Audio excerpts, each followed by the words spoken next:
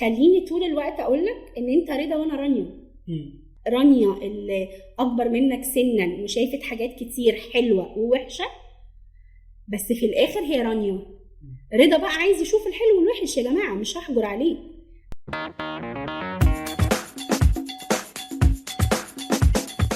المجتمع دايما بيبص لبعض الوظائف بنظره دونيه، او بيبص مثلا نوع من التعليم بنظره انه يا ده تعليم صناعي او ده يا ثانويه عامه بس، طب انت هتكمل ايه بعد كده؟ ازاي الواحد يبتدي يبص على انه المجتمع لما بيبص علينا بحاجه او بيأثر علينا في حاجه ما نخلوش ان هو يبقى بيأثر كمان علينا في قراراتنا واحلامنا وطموحاتنا؟ ازاي الواحد يعمل السويتش ده؟ طيب بص، هو احنا لازم نقتنع ان اي مجتمع في الدنيا عنده حاجه اسمها مايند سيت، يعني دماغه متركبه على حاجه معينه، مش هيتغير لا في سنه ولا في 2 ولا في 100 ولا في مليون. بس في الاخر هو احنا لازم احنا اللي نتحرك مش المجتمع. يعني هيفضل لحد اخر يوم في عمرنا في ناس بتتكلم في نفس الحاجات الثوابت اللي من وجهة نظرهم اللي هم عايشين فيها. المثل العظيم بتاع ان فاتك المير يتمرمغ في ترابه. يعني ايه؟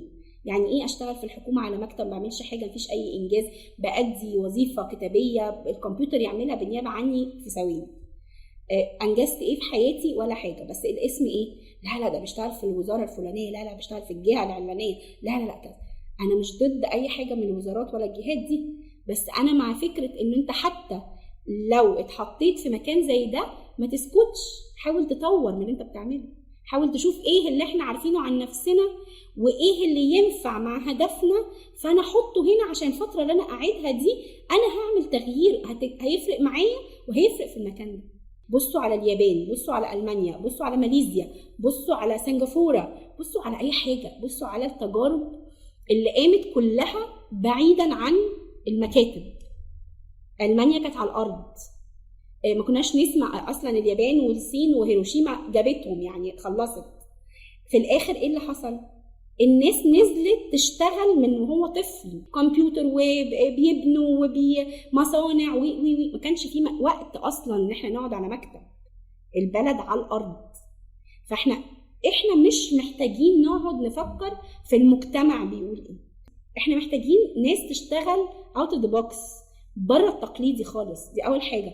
محتاجين ناس كتير قوي بايديهم. احنا فين الحاجات بتاعتنا؟ يعني فين فكره ان احنا الله عندنا العمالة والدماغ والدراسة اللي تقوم اقتصاد؟ ما هو برضو يعني هي مش الحكومة اللي هتقعد تعمل لنا حاجات وخلاص. يعني هي الفكرة انه ماشي حتى الحكومة لو رجعت تفتح المصانع تاني، ما هو الناس فين يا جماعة اللي متعلمة بقى عشان تدخل على المصانع؟ التعليم الفني بالظبط. يعني انا انبهرت كان توشيبا العربي عامله والسويدي، انك كمان بتدرب الناس وتشغلهم معاك. الله، ايه ده؟ ايه الدماغ الحلوه دي؟ انا عارف انهم كانوا فتحوا مدارس دلوقتي. ايوه، انا قصدي على كده.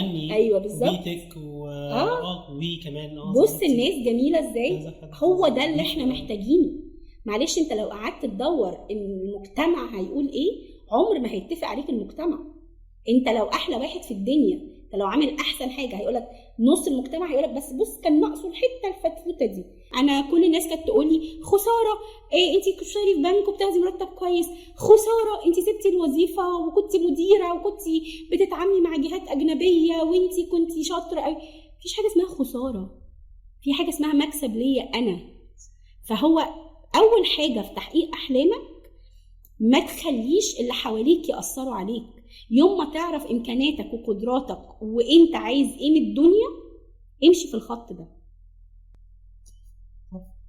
يمكن بقول دلوقتي، طب دور مقدمين الرعاية، دور الاشراف اللي قاعد في الدار معانا مع الشباب والبنات، دور اصحاب الدور، دورهم ايه في ان هم ازاي يساعدوا الشباب في ان هم يوصلوا لاحلامهم، يوصلوا لاهدافهم، ازاي يبقوا بيئة داعمة فعلا؟ طيب حجر اساس هم، يعني احنا بنتكلم في انه ده انتوا يا جماعه حجر الاساس في كل اللي احنا بنحكي فيه للشباب دول. انتوا بتعملوا حاجه 3/4 البني ادمين اللي شبهنا ما يعرفوش يعملوه. هو جاي يدي كل اللي عنده بمنتهى الامانه بمنتهى الاخلاص.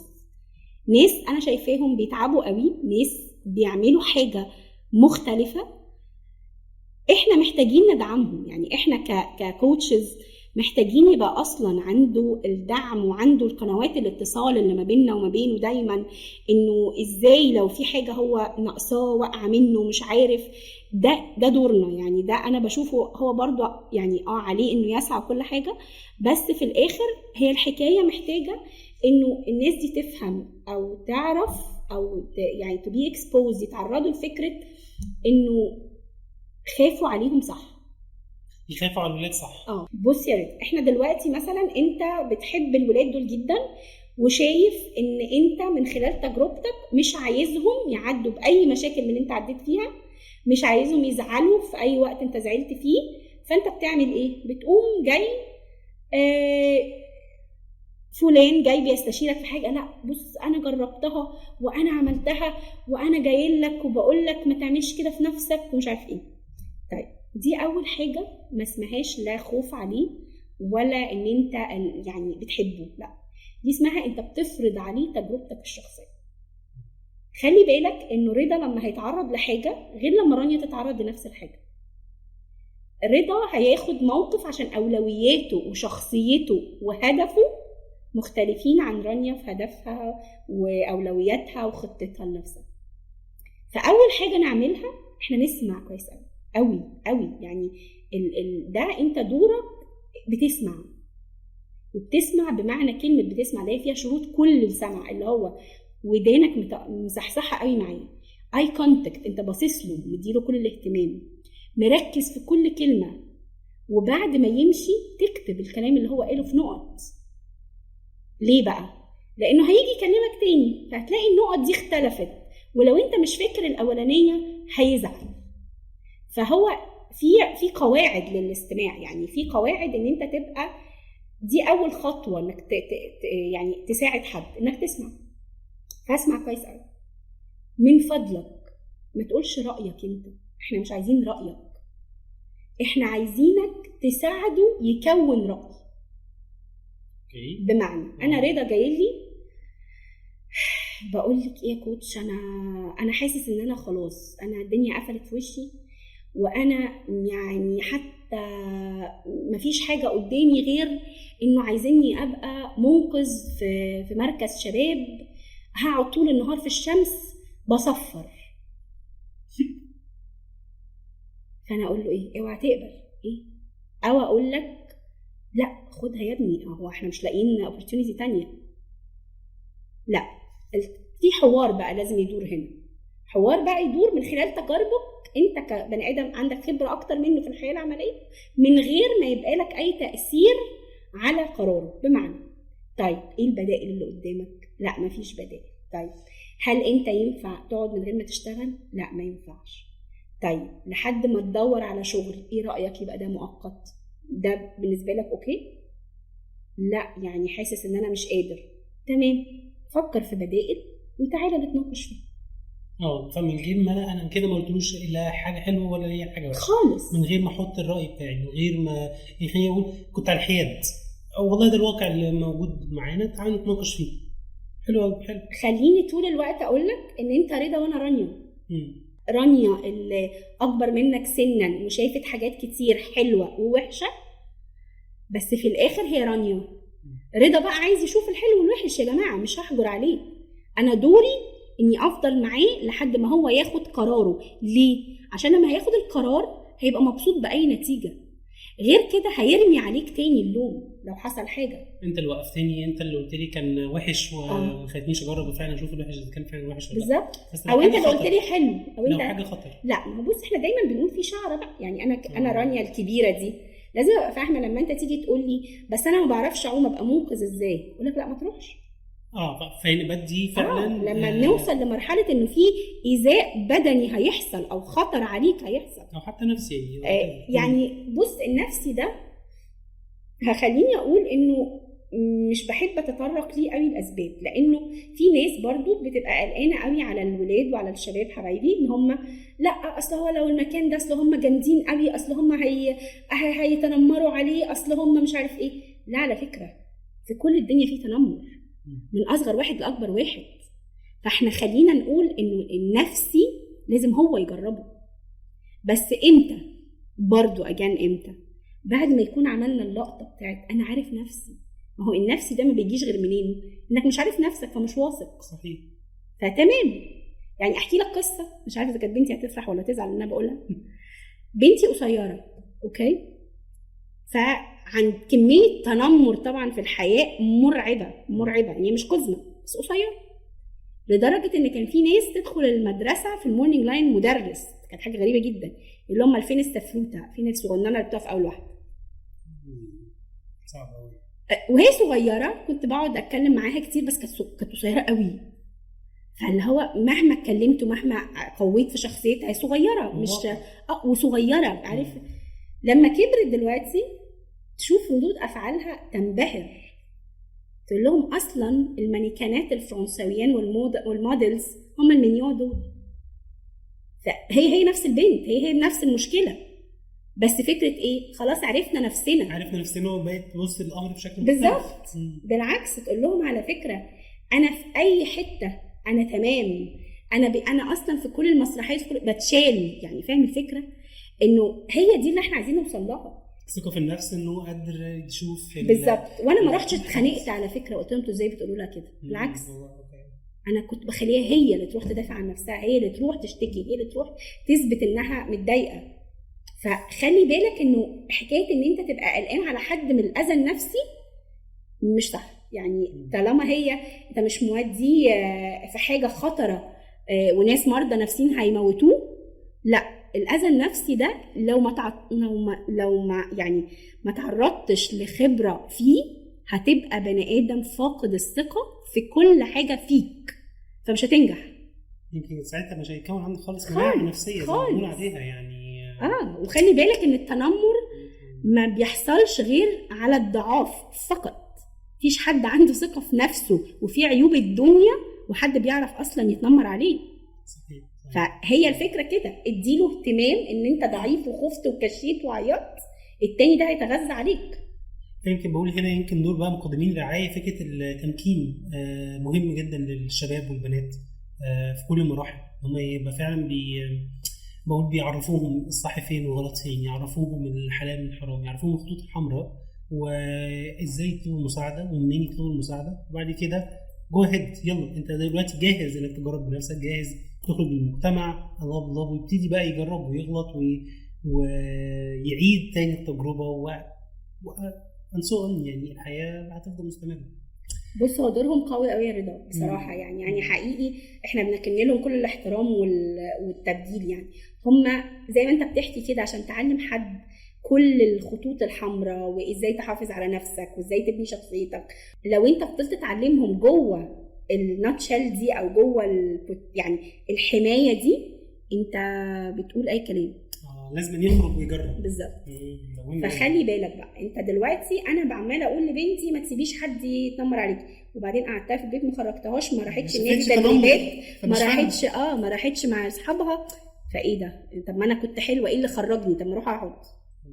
فخلي بالك ان احنا يعني ناس قائمين على التربيه، يعني انا بتكلم على كأمهات، كناس بالظبط، لازم ادي حاجه وعرض ليها. يعني ايه فكره ان انا اديته الحلال والحرام؟ لازم ما تخرج وتعرف ان هي لما هتركب ما ينفعش حد يخبط فيها، ما ينفعش حد يضايقها، ما ينفعش حد يبقى ماشي بيكلمها كلام مش محترم. لكن لو انا هفضل اقول لكتشرين كده، خلاص وعاد انا جوه ايه ده اللي انت بتقوله؟ يعني مش مهم. فلا، بالعكس، ان هم يشتغلوا في الصيف، ان هم ينزلوا يحتكوا، ان هم يتعاملوا مع دور اخرى، ويبقى فيه مسابقات، ويبقى فيه تفاعل، ويبقى فيه ده مسرح، وده مش عارف حاجات يدويه، وده بيتكلم وده بيعرض منتجاته. يعني فكره ان انت حتى لو خايف على بناتك، لا، خلي بالك البنات دول يعني انت لازم تديهم الخبرات الحياتيه اكتر من الولاد. لان احنا عندنا سؤال دايما بنقول في اخر كل حلقه، ايه الاختلافات ما بين البنات والولاد في مثلا الجزء اللي له علاقه مثلا بالتوظيف دلوقتي؟ ايه الاختلافات اللي محتاجين نشوفها فعلا حقيقيه وناخد بالنا منها؟ بص، احنا دلوقتي طبعا ناس كتير قوي تقول لك لا انا عايزه اخلص خلاص بقى، انا قربت فاضلي سنه ولا 2 في الدار، انا عايزه اتجوز واخلص القصه دي. طبعا الولاد ما بيقولوش كده خالص، مش عايزين يتجوزوا اصلا. يقول لك انا عايز اعيش حياتي وبتاع. فاللي هو طيب تمام، نرجع تاني لاول كلامنا. اوكي حطي هدف، مش معترضه، بس هدف ايه الطريقه؟ ان انا هستنى اي حد يجي يخبط عليا اول واحد هوافق؟ لا، هدف يعني هعمل مشروع اسمه جواز، مشروع اسمه عيله، مشروع اسمه ولاد هيبقوا حلوين قوي، مشروع اسمه انا وجوزي هنكبر، فانا هعيش حياه مختلفه جدا، مش هنكبر في السن بس، هنكبر في الامكانيات، هنكبر في الحاله، هنكبر في كل حاجه. فده مشروع انت قررتي يبقى عندك هدفك مشروع، اللي هو برضو في الاخر السعاده والفلوس. طيب هنعمل ازاي المشروع ده؟ انا عارفه نفسي بقى، يلا لازم تعرفي نفسك، لازم تحطي نفسك نفس الكلام، ولد وبنت، سواء انت هتتجوزي، سواء انت هتكملي، سواء انه ايه اللي هيحصل بالظبط، لكن في الاخر انت في رياده الاعمال دلوقتي بتفتحي مشروعك ده محتاج هدف، محتاج معرفه بالشخصيه، محتاج خطوات، لانك هتربي وهتكبري وهتنجحي مع مشروع تكوين أسرة. بالظبط. نفس الكلام برضو بقول لو بتدور على ان هي تبقى عندها البيزنس بتاعها بعد كده، مثلا معرفش واحد عايزه مثلا بوتيك، واحد عايزه تكمل تعليمها at some point تفتح ليها شركه خاصه مثلا ليها علاقه بالتجاره، ليها علاقه بالعقارات. نفس الكلام بالنسبه برضو للولاد، كل واحد محتاج يفكر ازاي يحقق دوت من وهو صغير. زي ما كنا بنتكلم في الاول، الهدف بتاعك في حياتك عامل ازاي، تبتدي تقسم ده خطوات. كنا بنتكلم برضو عن نقطة مهمة جدا، انه الظروف والحياة فيها حاجات ups and down، هتقع في مرات كتير وهتقوم مرات. ازاي الوقعات دي بتساعدنا، الوقعة بتقوي عضمنا زي ما بنقول دايما. صحيح. بتعلمك صحيح. التجارب دي بتعلمك انه تتعلم من الاخطاء اللي انت عملتها قبل كده عشان اللي جاي تقدر تتجنبه. يمكن في اخر الحلقة يعني نختم رانيا بنقول للشباب في كل الدور، هي الشباب والبنات، لو حابة تقولي لهم كلمة ايه ممكن؟ طيب واحنا بنختم اصلا مع بعض الحلقة دي، احنا بس محتاجين نرتب افكارنا عشان برضو اللي بيسمعنا يبقى عارف الخطوات اللي المفروض يمشي عليها ان شاء الله.